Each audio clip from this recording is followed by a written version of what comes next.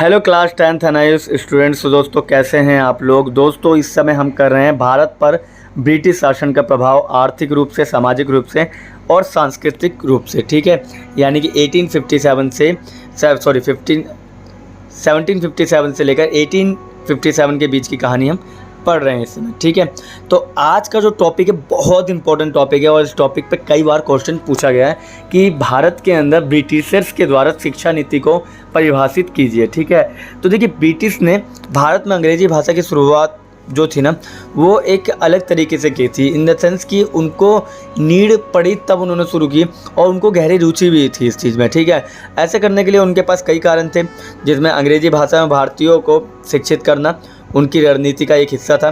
ठीक है, for example आप ये देखिए कि जब भारतीयों को क्लर्क के रूप में कम मजदूरी पर काम कराने के लिए तैयार किया गया, जबकि उसी काम के लिए ब्रिटिशर्स जो थे ना ब्रिटिश से बहुत अधिक वेतन की मांग करते थे। ठीक है, यानी कि ब्रिटिश लोग जो आते थे ना भारत में वो बहुत अधिक वेतन की मांग करते थे, मगर वहीं पे क्लर्क जो भारतीय था उसको आधी सैलरी मिलती थी। ठीक है, इसके बाद हम देखते हैं कि प्रशासन पर इनका व्यय बहुत ज़्यादा पड़ रहा था, इसका भार कम करना पड़ा इन्हें, और उन्होंने भारतीयों का एक ऐसा वर्ग बनाया जो उनके प्रति वफादार था। ठीक है, और दूसरे भारतीयों से संबंध नहीं रखते थे, ये भी था। और इस वर्ग के भारतीयों को ना ब्रिटिश विचारधारा और संस्कृति की प्रशंसा करना सिखाया। ठीक है, और आसपास वालों को भी बताया कि भाई ब्रिटिशर्स कितना अच्छे तरीके से काम करते हैं और ब्रिटिश माल के लिए बाज़ार को बढ़ाने में भी मदद करेंगे वो लोग। इसीलिए उन्होंने अंग्रेजी भाषा का यहाँ क्या किया, प्रचार प्रसार किया। ठीक है, शिक्षा का उपयोग जो किया ना वो एक साधन के रूप में किया। ठीक है, ऐसा मान लीजिए कि कुछ शिक्षित भारतीय जनता में अंग्रेजी संस्कृति को फैलाने के लिए आए थे। ठीक है, और ये शिक्षित भारतीयों को इस वर्ग के माध्यम से शासन करने में सक्षम होंगे। ठीक है, अब इससे क्या होता था, वो भारतीयों को नौकरी देते थे और इस नौकरी के कारण क्या होता था कि अंग्रेजी शिक्षा बहुत ज़्यादा फेमस होने लगी थी। ठीक है, जल्दी जल्दी अमीरों और जो शहर में रहते थे ना उन्होंने इस भाषा पर एक तरह से एकाधिकार स्थापित कर लिया था।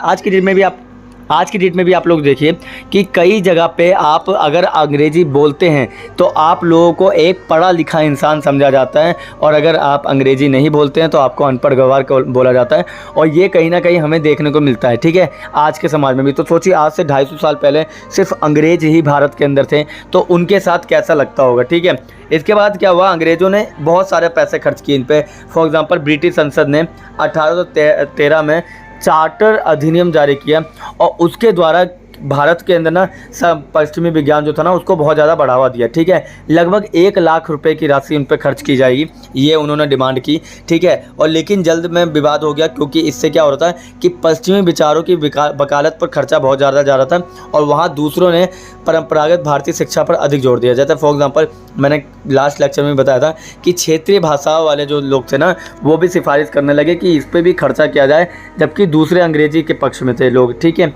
अब एक माध्यम तो अंग्रेजी हो गया था और दूसरा ये था कि एक विषय के रूप में इनको समझना चाहिए, और वहीं से ये विषय बन के आ गया लैंग्वेज। ठीक है, तो कुल मिला के जो लैंग्वेज था ना वो जो विषय था वो लैंग्वेज के रूप में आने लगा। ठीक है, समझ में आ गया आप लोगों को।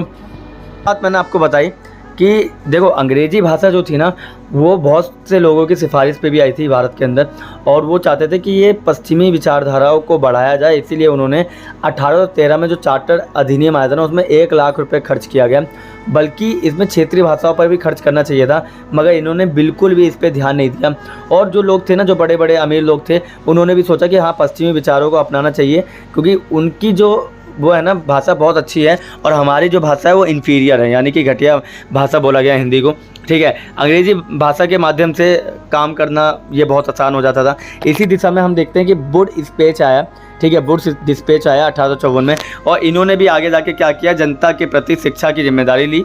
और वुड डिस्पैच के निर्देश के अनुसार कलकत्ता, मद्रास, बम्बई, इसमें 1857 में विश्वविद्यालय आता है, यानी यूनिवर्सिटी स्टार्ट होती है।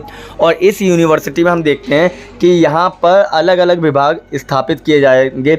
और देखो ये जो अलग अलग विभाग थे ना वो विभाग इसलिए बनाए गए थे ताकि उनको अंग्रेजी भाषा तो पता चले, इसके अलावा पश्चिमी सभ्यता किस तरीके की है ये भी उन लोगों को मालूम होनी चाहिए। ठीक है, इसके बाद हम देखते हैं कि प्राथमिक विद्यालयों की बजाय अंग्रेजी स्कूलों को बनाया गया, कॉलेजों को बनाया गया।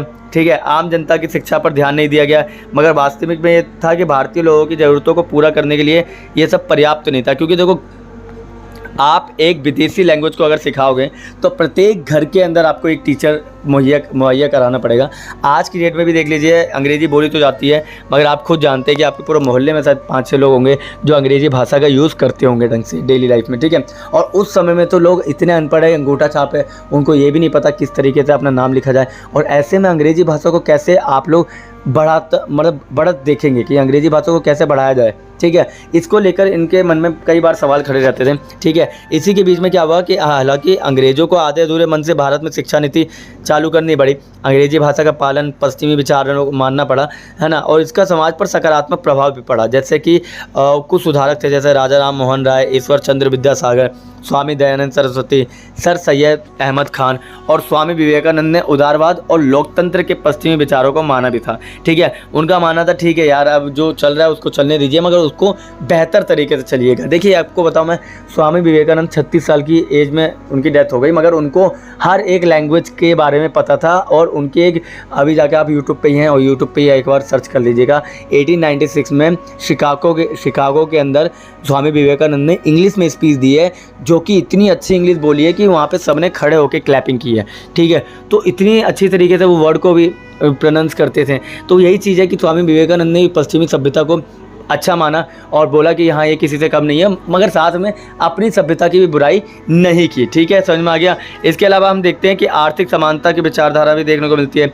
राजनीति दल, वाद विवाद, सार्वजनिक मंच, प्रेस, इन सब के माध्यम से भी कहीं ना कहीं हम देखते हैं कि क्या होता है कि देखो, एक तो होता है कि धार्मिक प्रथाओं को सुधारा गया, इसी समय में समाज सुधारा गया। और ऐसे में दो तरह के लोग देखने को मिलते हैं, एक वो जो वाद विवाद करते हैं इन सब चीज़ों पर, दूसरे वो जो इनको आसानी से मान लेते हैं, ठीक है। तो बहुत कम लोग थे जो वाद विवाद इस पर करते थे, ठीक है। आसानी से मानने वाले लोग कांग्रेस के स्टार्टिंग के लोग थे, ठीक है, जिसके बारे में मैं पहले भी आपसे बात कर चुका हूँ, ठीक है। अब ऐसे में क्या होता है कि चीज़ों को ना प्रेस करने, मतलब एक्सप्रेस करने के लिए प्रेस की नीड बढ़ी, ठीक है। और प्रेस की नीड से क्या हुआ कि हमारी सभ्यता बिल्कुल डाउन होने लगी।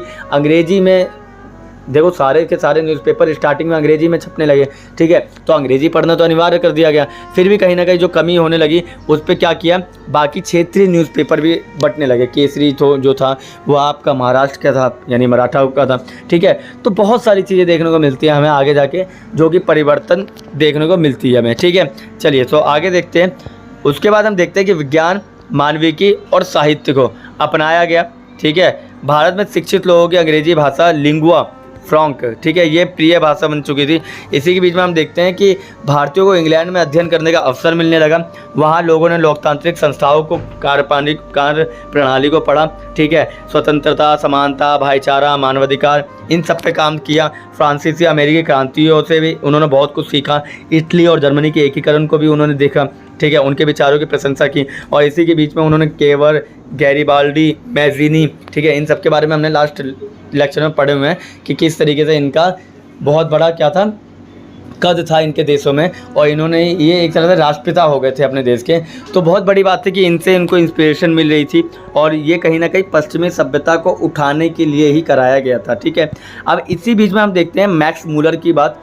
मैक्स मूलर और एनी बेसेंट जैसे पश्चिमी विचारकों ने विरासत और संस्कृति में गर्व की भावना को बढ़ाने के लिए भारतीय जनभाषा को बहुत ज़्यादा प्रोत्साहित किया, ठीक है। उन्होंने बोला भाई ऐसा करो, ठीक है, आप अपने भाषा को भी मत छोड़ो और हमारी भाषा भी सीख लो, ठीक है। और इससे कहीं ना कहीं हमारी संस्कृति जो है ना वो पुनर्जीवित रहेगी, ठीक है। इसके बाद हम देखते हैं कि हमारी संस्कृति में भी चीज़ें होने लगी, जैसे विचारों को प्रकट किया गया, प्रेस दोबारा शुरू की गई, समस्याओं को ख़त्म किया गया, उपन्यास, नाटक, लघु कहानी, कविताएं, गीत, नृत्य, थिएटर, कला और सिनेमा, ये सब कुछ जो था ना, ये एक तरह से क्या होने लगा, ये विरोध व्यक्त करने के लिए शुरू किया गया, वो भी हिंदी में, अपनी क्षेत्रीय भाषाओं में, ठीक है। और वे ये जो लोग थे ना, इनकी भाषा पर दैनिक जीवन के सुख और दुख का वर्णन करता था, ठीक है, ये सब कुछ। अब ऐसे में क्या था, जब समाचार पत्र आने लगे, पत्रिकाएं आने लगी, तो इन्होंने लोगों के अंदर आत्मविश्वास को जगाया, आत्मसम्मान को जगाया,